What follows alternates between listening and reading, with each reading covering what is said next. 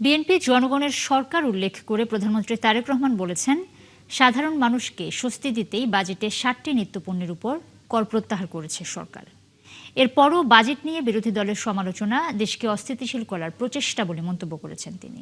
সকালে কক্সবাজার ঐতিহাসিক পাতলি খাল পুনঃখননের উদ্বোধন শেষে প্রধানমন্ত্রী এসব কথা বলেন। এ সময় আশ্বাস দেন, আগামী 1 বছরের মধ্যে 8 থেকে 10,000 কৃষকের কাছে কৃষি কার্ড, নারীদের স্বাবলম্বী করতে ফ্যামিলি কার্ড পৌঁছে দেবে সরকার। মোহাম্মদ হোসেনের প্রতিবেদনে বিস্তারিত।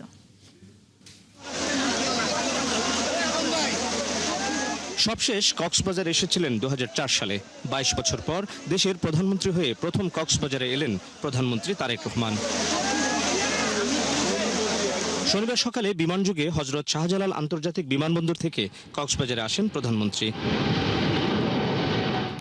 ভোগান্তি ভুলে চলে আসুন রিগালে। ওয়ারেন্টি সহ স্টাইলিশ কালেকশন নিয়ে রেডি রিগাল ফার্নিচার। দিনের প্রথম কর্মসূচি পিএম খালের পাতলি খালের পুনঃখননে যোগ দেন তিনি। কোদাল হাতে মাটি কেটে বাবা শহীদ রাষ্ট্রপতি জিয়াউর রহমানের স্মৃতি বিজড়িত এই খালের পুনঃখননের উদ্বোধন করেন তারেক রহমান।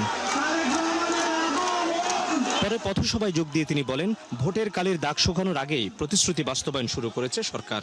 আগামী 5 বছরে 20,000 কিলোমিটার খাল খনন করবে তার সরকার। সারা বাংলাদেশে আমাদের লক্ষ্য হচ্ছে 20,000 কিলোমিটার খাল আমরা খনন করব। কারণ এই খাল, এই যে পাতালি খাল, এই খাল খনন করার ফলে আমরা দেখেছি প্রায় 40,000 মানুষ উপকৃত হবে এই এলাকায়।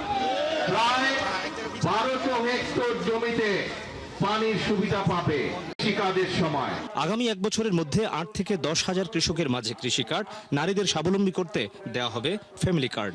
কালি শুকানোর আগেই আমরা ফ্যামিলি কার্ড দেওয়ার কাজ শুরু করেছি। এই সেই ভোটের কালি শুকানোর আগে আমরা কৃষক কার্ড দেওয়া শুরু করেছি। ভোটের কালি শুকানোর আগে আমরা খাল খননের কাজ শুরু করেছি।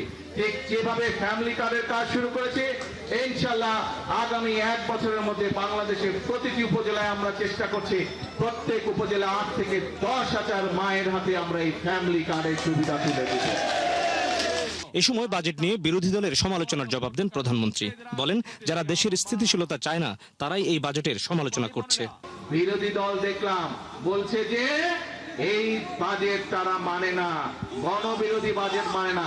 প্রিয় ভাই বোনেরা, আপনাদের কাছে আমি প্রশ্ন রেখে যেতে চাই, যেই বাজেটে ট্যাক্স কমানো হয় সেই বাজেটও বিরোধী দল মানে না। যেই বাজেটে মদের দাম বাড়ানো হয়, যেই বাজেটে সিগারেটের দাম বাড়ানো হয়, সেই বাজেটও বিরোধী দলের পছন্দ নয়। তাহলে এবার বিরোধী দলের উদ্দেশ্য বুঝতে পেরেছেন, লক্ষ্য বুঝতে পেরেছেন। তাদের লক্ষ্য বা উদ্দেশ্য দেশের মানুষের পাশে দাঁড়ানো নয়। তাদের উদ্দেশ্য একটাই, তাদের লক্ষ্য একটাই, সেটা হচ্ছে দেশের মধ্যে একটি অস্থিতিশীলতা, অশান্তি তৈরি করা। আষাঢ়ের আগাম বৃষ্টি বৈরি উপেক্ষা করে প্রধানমন্ত্রী তারেক রহমান কক্সবাজার সফরের দিনের প্রথম কর্মসূচি পিএম খালের এই পাতালি খাল খনন কর্মসূচির উদ্বোধন করলেন। এখান থেকে তিনি বার্তা দিলেন, তার যে নির্বাচনী প্রতিশ্রুতি সেটির অক্ষরে অক্ষরে বাস্তবায়ন করবেন তিনি। তবে সবাইকে ঐক্যবদ্ধভাবে দেশ পুনর্গঠনে কাজ করতে হবে।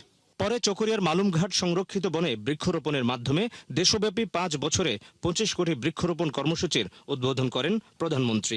ঘুরে দেখেন দোলাহাজারা সাফারি পার্ক।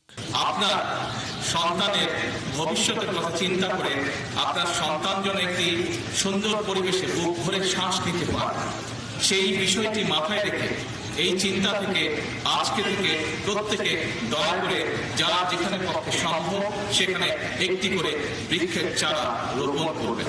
আমরা যদি এই বৃক্ষরোপণ অভিযানকে সফল করতে পারি তাহলে এতটুকু আমরা ধারণা করতে পারি যে আগামী দিনে আমাদের ভবিষ্যৎ প্রজন্ম একটি হলেও বুক ভরে পরিষ্কার শ্বাস নিতে পারবে। এ সময় পরিবেশ ও জলবায়ু সহনশীলতা জোরদারে সবুজ বাংলাদেশ ফিরিয়ে আনার তাগিদ দেন তারেক রহমান। মোহাম্মদ হোসাইন, 71, কক্সবাজার।